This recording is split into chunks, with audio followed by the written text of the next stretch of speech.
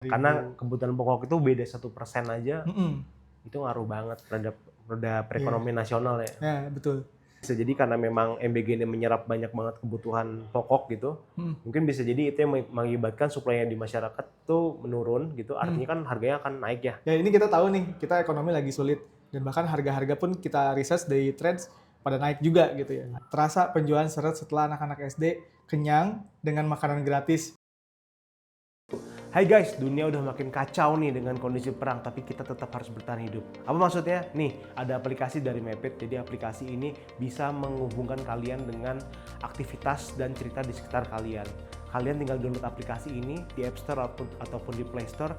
Dan jangan lupa di aplikasi ini ada misi-misi yang bisa bikin kalian dapetin uang langsung untuk bisa beli makan, untuk bisa beli minum, dan untuk semuanya. Bukan karena kita butuh uang, karena kita butuh bertahan hidup. Oke, download sekarang. Jangan lupa. Mapit Apps ya.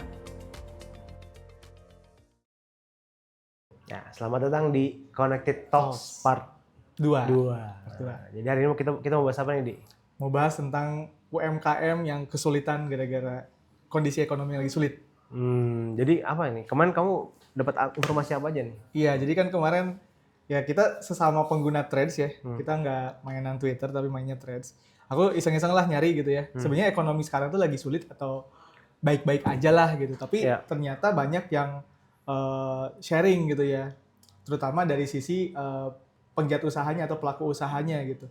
Katanya sekarang itu sangat sulit gitu kalau buat jualan gitu. Bahkan apa ya, marginnya juga kecil banget gitu. Nah itu tuh yang bakal kita bahas. Kesulitan-kesulitan itu. Jadi kita baca-bacain Threads. Oke, coba nih, boleh. Nah ini ada yang nanya kan, Dir UMKM se-Indonesia Raya, apakah benar saat ini banyak UMKM yang menangis karena ekonomi yang sedang tidak baik-baik aja, alhasil daya beli masyarakat juga turun? Sharing dong. Nah di sini banyak nih yang sharing gitu ya. Ini aku highlight yang menurut aku menarik gitu ya ini. Nah ini ada dari Amira ini ya, Firza ini nanti bisa di ini ya, ulang. Iya Kak, jualan nasi kalau dulu keuntungan bisa 2-3 kali modal. Sekarang sepertiga modal karena bahan baku mahal. Sejak ada MBG, emang semua mahal. Ayam biasa dapat di 27.000 atau 28.000 per kilogram. Biasanya dulu, sekarang paling murah 33.000 per kilogram. Padahal cuma beda 5.000 ya? Ngaruh banget. Betul. 5.000. Karena kebutuhan pokok itu beda 1% aja, itu ngaruh banget terhadap roda perekonomian nasional ya. Ya, betul. Tapi di sini yang menarik itu kenapa ada kaitannya sama MBG ya? Ini Kak Amir ini bilang sejak ada MBG emang semua mahal gitu. Nah menurut Mas Bagus nih, apa sih yang mempengaruhi MBG ini menyebabkan harga bahan pokok jadi naik? Jadi kan sebenarnya nggak tahu ya, mungkin kan aku bukan orang yang ahli juga dalam bidang ekonomi ya, tapi kalau ngebaca datanya kan intinya semua dimulai dari supply dan demand kalau ekonomi gitu. Jadi supply dan demand, terus gitu kedua sebetulnya dari gimana satu bisnis itu dia membutuhkan bahan baku yang lainnya, itu terkait sama distribusi gitu. Jadi kalau distribusi pasti ada hubungan sama lokasi juga gitu. Nah pertama kalau supply sama demand bisa jadi karena memang MBG ini menyerap banyak banget kebutuhan pokok gitu, mungkin bisa jadi itu yang mengakibatkan supply-nya di masyarakat tuh menurun gitu, artinya kan harganya akan naik ya. Sedangkan demand-nya mungkin masih tetap sama gitu, karena kan itu kan sebenarnya ibaratkan kalau secara ekonomi itu menciptakan demand baru gitu. Ibaratkan emang semua anak tuh dari dulu tuh sama-sama udah makan gitu. Jadi semua anak tuh di rumah tuh emang dikasih makan sama orang tuanya gitu ya. Tapi dengan mereka ada satu program itu ngasih makan anak dengan cara paksa, artinya di enforcing gitu ya. Ya akhirnya di situ tercipta satu demand baru, satu ekonomi baru yang menyebabkan tadi ngambil banyak kebutuhan pokok termasuk yang ayam tadi mungkin. Akhirnya di pasar itu bisa jadi supply-nya akan menurun. Dan dengan supply menurun otomatis karena demand-nya masih sama, harganya naik. Jadi kalau kayaknya sih konsepnya sih masih kayak gitu ya. Kayak gitu. Dan emang kan kalau kita sendiri kan emang kita tahu ya, kayak contoh kita tinggal di Bandung gitu ya. Pasti ada kayak ayam tuh datang dari mana gitu, misalkan kayak lokasi-lokasi peternakannya, terus distribusi ke sini, ada logistiknya gitu. Ada banyak hal-hal di situ yang membentuk si harga pasar itu sih gitu. Tapi pasti program MBG sangat berpengaruh ya, pasti. Betul. Tuh. Ini ada Threads juga nih, dari Asep ya, euy gitu. Hmm. Nah, adik saya usaha kuliner di sebelah SD. Hmm. Terasa penjualan seret setelah anak-anak SD kenyang dengan makanan gratis. Bukan hanya adik saya, tapi rata-rata penjual kuliner yang berjualan di sekitarnya Ya juga sama. pasti. Kayak gitu. Coba aja kalau kamu pikir, pasti kayak gitu nggak sih? Iya, Karena yang biasanya anak-anak jajan di pedagang-pedagang kaki lima sekitar sekolah, jadinya mereka udah dikasih makan jadi nggak jajan gitu. Padahal itu tuh jadi lingkaran ini ya Mas ya. perputaran ekonomi, roda ekonomi.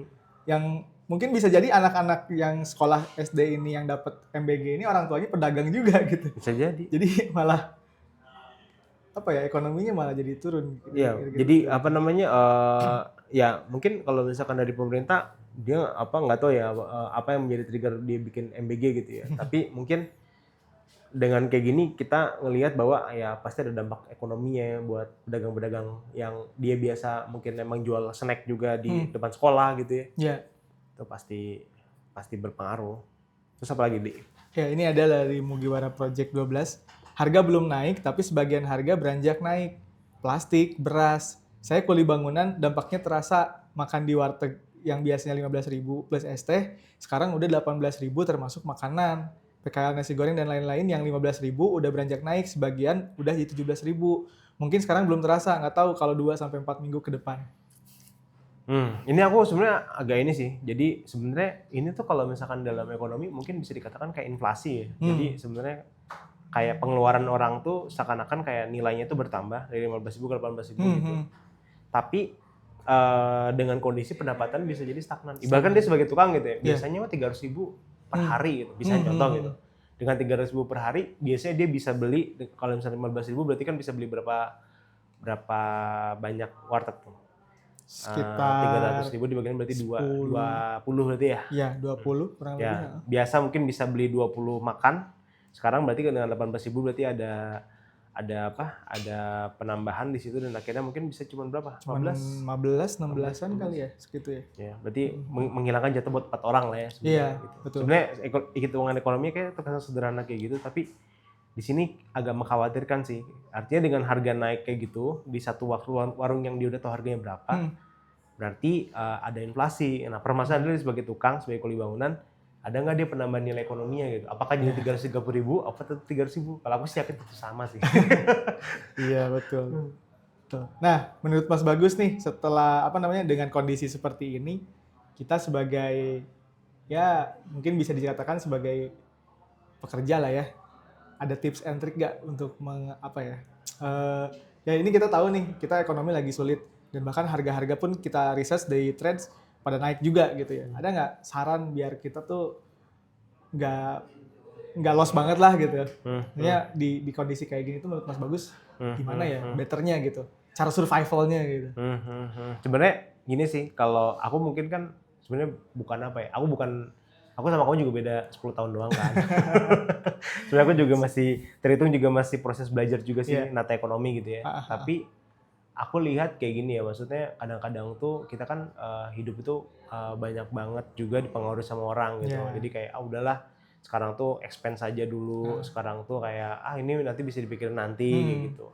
Nah, sebetulnya kalau misalkan kita prepare gitu, misalkan kayak sekarang kita misalkan memang udah ada aset ya dalam bentuk apapun itu gitu, tapi yang berharga gitu, itu sebetulnya memang harus di prepare yang pasti gitu. Jadi kalau terjadi apa-apa kita udah tahu kita bisa menggunakan yang ini gitu. Jadi jangan tiba-tiba kalau misalkan ada yang sakit kita nggak tahu pakai apa gitu. Misalkan contoh nih, aku bukan nyiapin uang juga. Misalkan kalau aku naluri mendalik ya, misalkan aku atau keluarga gue sakit, aku pasti manfaatkan BPJS gitu. Karena kan memang udah dibayar juga tiap bulan kan. Jadi aku udah tahu endingnya ke sana. Terus misalkan kayak kalau misalkan ada kondisi seperti ini, misalkan darurat butuh apa gitu, berarti aku misalkan ambil aset yang mana gitu. Jadi hal-hal kayak gitu udah kita mapping dulu sih. Nah, aku rasa salah satu problemnya adalah kalau misalkan kita tuh tergerus sama kondisi ekonomi ya. Jadi kita nggak sempat nabung, kita nggak sempat siap-siap gitu. Tiba-tiba ekonomi mungkin nggak baik, terus akhirnya ya pasti ujung-ujungnya nggak cukup sih gitu. Nah, kalau itu kayaknya udah sistemik ya. Jadi maksudnya nggak bisa disalahkan kepada orangnya gitu. Tapi memang sistem ekonominya yang nggak bisa ngegerakin roda ekonomi sendiri. Misalkan kayak perusahaan-perusahaan kenapa dia nggak bisa gaji dengan cara yang sesuai gitu. Karena memang tekanannya tinggi kayak tadi misalkan kita berusaha buat jualan produk, tapi kita jualan produk dengan potensi pendapatan yang enggak sebegitu tingginya, Iya. tapi dipaksa buat bisa membiayai usaha yang segitu besarnya, gitu sih. Ya. Ya menarik juga sih, maksudnya kalau misalkan lagi lari pagi gitu ya. Kemarin tuh ini kebetulan aku biasanya di Bandung gitu ya teman-teman. Jadi pas lari di daerah Riau tuh, yang sebelumnya itu rumah-rumah tuh nggak pada dijual, tapi Ya. banyak banget sekarang pada dijual rumah tuh. Betul. Dijual atau disewakan lah, berarti kan itu jadi sinyal ya ekonomi kita tuh sekarang sebenarnya nggak baik-baik aja banget gitu. Betul. Dan dijual sama disewa itu menurut aku beda. Jadi kalau disewa orang masih punya uang, tapi dia mau mendapatkan passive income. Kalau dijual, berarti dia nggak punya uang. Dia mesti jual aset. Dan masalahnya pertanyaannya tuh paling banyak dijual atau disewa? Dijual. Nah itu kalau misalkan rumah semuanya dijual, siapa yang mau beli gitu. Betul. Dan harganya juga udah pada gak masuk akal kan sekarang. Kena inflasi juga. Ya. Makanya generasi kan kalau aku milenial, kamu kan Gen Z. Emang salah satu dilemanya Gen Z itu adalah yaitu sih gimana caranya ngejar buat bisa punya aset kebutuhan papan ya. Tapi dengan kondisi ekonomi yang seperti ini gitu. Jadi kita harus gitu diangan-angannya dengan ya udah misalkan kayak kredit aja gitu. Karena sebenarnya kredit itu kan sebenarnya mempercepat kita punya aset gitu ya. Tapi problemnya adalah karena tadi sih misalnya kalau ekonominya nggak mendukung gitu, akhirnya kita bakal bayarnya berat banget sampai satu masa kita ngerasa udah kayak nggak worth it banget ngikutin inflasinya gitu. Iya. Jadi yang penting di kondisi kayak gini kita kondisi survival, yang penting planningnya aja ya Mas ya. Ya pokoknya jangan ngeliatin apa yang di luar gitu. Jangan kayak wah ini BBM nggak jadi turun berarti kita nggak ada berubah gitu. Nah, itu menurut aku jangan, pokoknya intinya kita expense kalau bisa ya salah satu penggeraknya ya dikeluarkan di lokasi-lokasi yang memang misalnya UMKM yang misalnya tukang mang atau apa gitu yang dia jual, itu menurut aku bagus di sana. Tapi kadang kan menghidupkan mereka gitu kan. Tapi jangan artinya dengan kayak gitu kita nggak punya rem juga, karena tadi kan kita nggak tahu ya prediksi kondisi ke depan tuh kayak gimana. Cuman kalau aku kemarin denger sempat baca analisa juga bisa jadi akhir tahun rupiah 20.000. Wow. Sekarang udah 17.000. 17.000 ya. Ya sekarang mentok ya kan. Minggu kedua April nih. Minggu kedua April udah 17.000. Itu udah melebihi inflasi tahun 98 itu. Betul. Ya krisis moneter ya. Betul. Nah, cuman gini kan gini ya, maksudnya kita tuh ngelihat gitu bahwa UMKM di Indonesia itu kan salah satu backbone ekonomi Indonesia itu adalah UMKM gitu kan. Karena kan menggerakkan banyak roda ekonomi, termasuk kayak hiring banyak orang gitu. Nah, kita kan udah bertahun-tahun juga gitu kan bertemu sama berbagai macam UMKM gitu. Nah, dan kita memang selama ini kan punya satu pemikiran bahwa lokasi itu menjadi sesuatu yang penting banget gitu. Nah, kamu gimana, pernah ada cerita-cerita nggak ketika apakah di luar sana udah ada yang aware kalau misalkan lokasi itu segitu pentingnya gitu ya. Dan ada bukti-bukti nggak sih kalau misalnya mereka tuh emang benar-benar bisa berkembang ketika mereka benar-benar bisa mengetahui gitu. Jadi nggak cuma pakai insting doang, tapi betul-betul pakai data dia bisa mengetahui apakah investasinya tuh akan bisa berlanjut apa enggak gitu. Mostly sih kalau misalkan UMKM yang udah melek itu rata-rata itu kelasnya yang emang bukan yang pedagang kaki lima banget sih Mas. Mostly kebanyakan kayak gitu ya. Maksudnya kalau yang pedagang kaki lima kayak tukang pecel lele atau misalkan nasi goreng, biasanya mereka tuh buka usaha yang penting insting aja. Bahkan kalau misalkan mungkin di daerah perkampungan banyak yang masih datang ke dukun gitu ya Mas. Ini gimana kalau di sini laku nggak kira-kira gitu. Kayak gitu-gitulah. Nah, tapi sebenarnya untuk akhir-akhir ini sebenarnya cukup bagus ya, banyak masyarakat juga yang udah cukup aware terkait location. Banyak kayak warteg, kemudian gerai-gerai minuman F&B gitu ya. Sekarang tuh mereka udah pada melek sih terkait lokasi ya. Bahkan beberapa mereka yang udah menggunakan analisis data, based on data gitu, untuk menentukan cabangnya tuh di mana sih gitu. Gitu. Tapi memang adaptasinya ya di Indonesia itu karena mungkin bukan budaya ya, turunan warisan dari leluhurnya gitu. Kalau yang UMKM pedagang kaki lima banget tuh mereka ya memang mostly belum sih, Mas. Hmm. Belum melek banget sih terkait Ya pasti lah, lokasi. karena kan, tapi kan sebenarnya kan gini, kita kan berusaha buat ibaratkan tuh membuat location intelligence ini accessible buat semua orang gitu, Iya. untuk semua UMKM gitu. Jadi maksudnya sekarang sih memang kalau misalkan kita lihat dari polanya ya, yang udah melek tuh ya mungkin yang level bisnisnya udah di investasi Iya. lebih dari 100 juta gitu ya. Iya. Tapi sebenarnya kita ngeliat belakang ini juga yang di bawah 100 juta udah mulai ngeliat juga gitu, maksudnya ada fungsinya. Nah mungkin gini apa kita coba tunjukin aja kali ya, kita simulasiin lah gitu, misalkan kayak kita mau, jadi ini platformnya namanya Mapit ya, jadi kita tuh bikin platform yang dipakai untuk bisa menganalisa sebuah bisnis lah gitu ya. Coba kamu demoin coba. Oke, jadi ini udah di-record belum? Udah di-record, di-record. Oke, jadi ini platformnya namanya Geomapit. Jadi contoh. Kok nggak di-record? Coba ulang. Udah ke-record sekarang. Oke, jadi ini contoh, misalkan Mas Bagus pengen analisis lokasi di mana? Ya. Kira-kira di Misalkan Jogja, di misalkan ya. Jogja gitu, misalkan di Jogja, Yogyakarta. Terus aku misalkan mau buka ini Saya mau buka usaha warung bakso premium gitu. Warung bakso premium. Ya. Target pasarnya berarti high end lah ya kalau premium lah. Ya, betul. Berarti nggak usah disebutin Nggak usah lagi. sebutin lah, biar Target kan dia premium. AI-nya bekerja. Nah, terus itu fungsi set grid itu. Jadi teman-teman itu tuh ada square ya. Oke. Jadi mungkin jelasin aja di nggak Iya. apa-apa. Jadi ada yang bentuknya square atau grid, kotak-kotak gitu ya, persegi.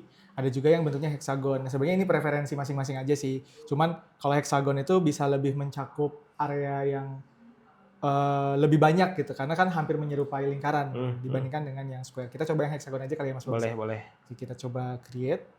Jadi ini dia langsung ngambil dari datanya yang udah dibuat di Mapit gitu. Jadi Mapit ada tim data yang memang khusus buat ngolah data se-Indonesia gitu, yang dipakai untuk processing pencarian lokasi terbaik. Oke, boleh dilanjut di.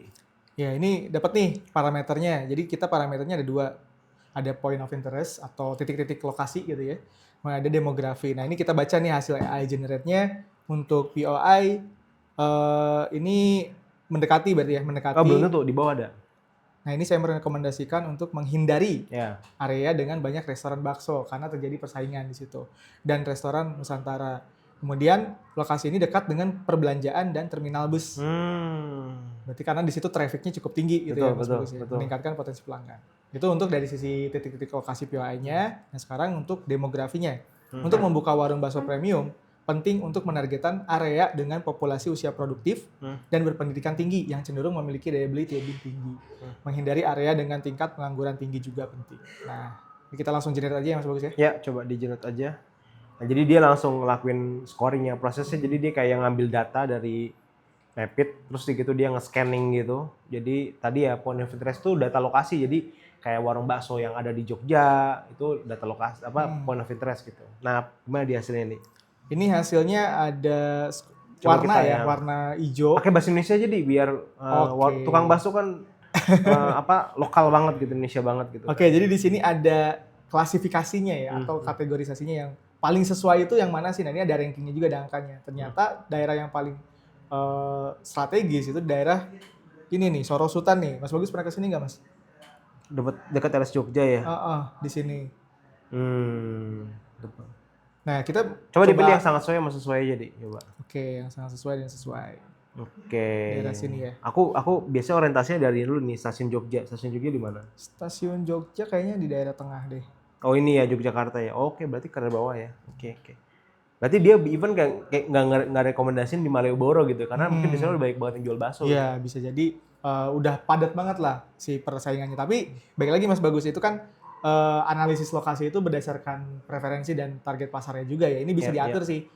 Tadi AI-nya itu merekomendasikan untuk jauh dari tukang bakso lah. Tapi kalau misalkan kita pengen dekat dengan tukang bakso yang lain biar untuk memanfaatkan persaingan marketingnya karena udah kebentuk di situ. Kayak Alfamart Indomart ya bagi dua gitu ya. Itu juga bisa, tinggal diklik aja nih naikin. Nah, berubah jadi langsung berubah nih. Nomor satunya masih di situ berarti Oh, ada kalau perubahan. misalkan di dekat ini benar-benar di tengah Mas Bagus nih. Oh, berarti bener-bener di situ ya.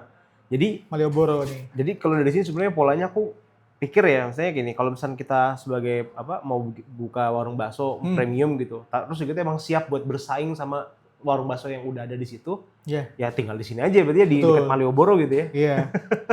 Tapi kalau misalkan apa kita emang mau mencari apa lokasi yang persaingannya rendah, jadi potensi pendapatan bisa lebih tinggi, Iya.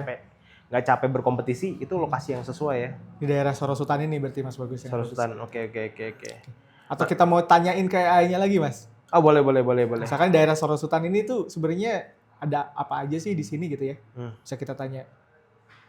Kalau saya mau buka bakso premium di sini, kira-kira projection pendapatannya gimana per bulan? Gitu ya, kita coba ya. Ya, coba. Nah, jadi di Mapit ini juga ada AI. AI-nya sebetulnya lebih ke arah ngebantu buat ngeproses data-data yang cukup banyak gitu ya. Nah, di situ AI ini bisa ngebantu juga buat menganalisa, jadi memproyeksi juga kira-kira tuh pendapatan di situ bakal kayak gimana. Itu lihat tuh udah ada perhitungannya. Nah, di sini jawaban AI-nya, karena ini AI-nya juga nge-brainstorm dari data-datanya kayak Mapit juga gitu ya. Untuk memproyeksikan pendapatan bulanan, kita perlu mempertimbangkan beberapa faktor. Yang pertama, estimasi konsumsi mingguan, kemudian konsumsi bulanan.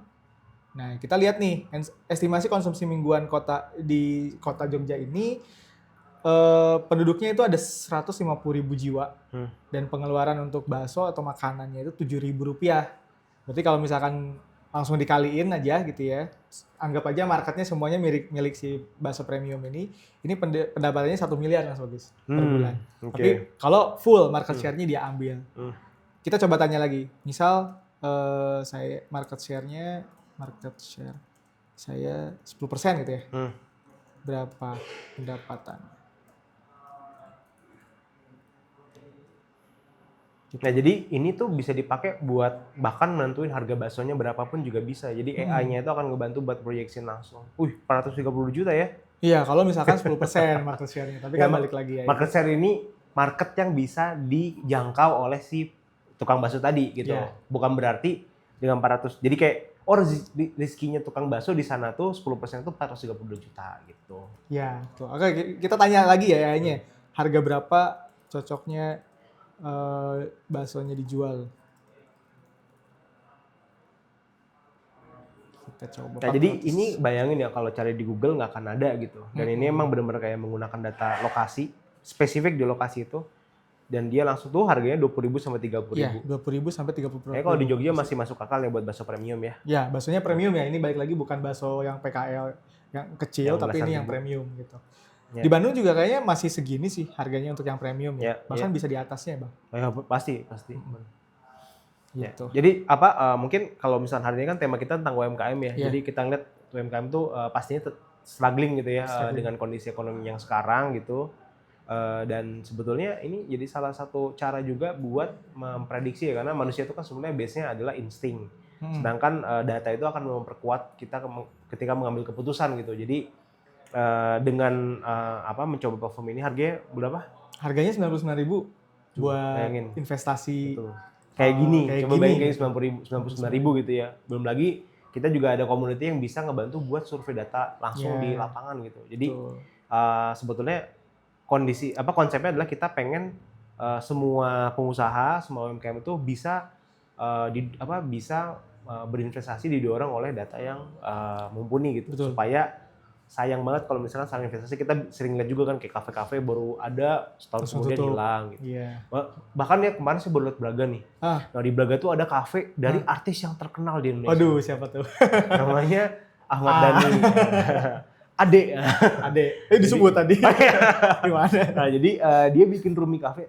Aku nggak tahu emang tutup atau enggak gitu ya. Oke. Tapi pas lewat di situ benar-benar ditutup gitu, dan nama Ruminya udah nggak ada. Jadi bisa jadi dulu dibikin pas lagi viral doang, terus kayak gitu ya udah nggak lanjut lagi gitu. Nah, sayang banget ya. Jadi Braga itu tempat yang bagus gitu. Tapi mungkin di setiap kali kita bukalah sebuah bisnis, mungkin salah satunya adalah kita perlu memikirkan juga apakah lokasinya sesuai, marketnya sesuai. Misalkan kayak Rumi jualnya kemahalan banget, padahal burger kita tahu ya isinya anak muda ya, Iya. yang mungkin daya belinya nggak setinggi kalau misalkan Betul. di Dago atau di mana Ah. gitu. Nah itu ini jadi tools yang bisa dipakai untuk UMKM. Ya, dan di Braga itu biasanya bukan orang Bandung aja yang ke sana, Mas. Misalkan Ya, orang dari daerah Jawa Barat yang lain kayak Tasik atau Garut, kalau main ke Bandung pasti ke Braga, Mas. betul, Makanya betul. kalau misalkan harganya kemahalan bisa jadi nggak sesuai juga. Makanya itu Betul. perlu dianalisis tuh, Betul. hal-hal seperti itu baik Betul. based on data. Dan cuma dengan 99.000 aja ya. 99.000 bisa melakukan hal yang kata tadi.